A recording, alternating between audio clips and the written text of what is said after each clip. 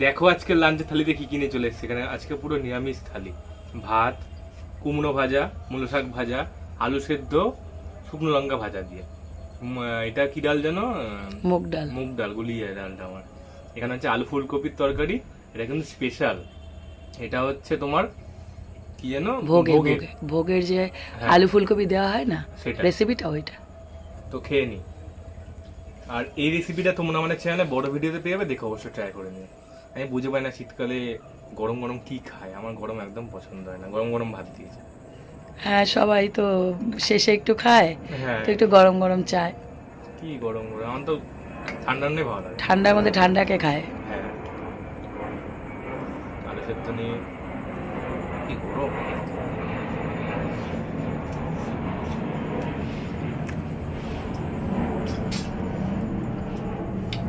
কুমড়ো ভাজা, শাক ভাজাও নি। মূলো শাক এখনো কচি পাওয়া যাচ্ছে, তাই জন্য একটু ভাজা কর।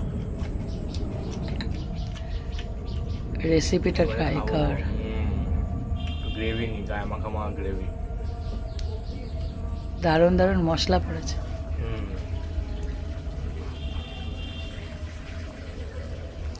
ফুলকপির সাথে কাজুর একটা দারুণ সম্পর্ক আছে। সাথে হলুদ পোলা হলে ভালো হতো।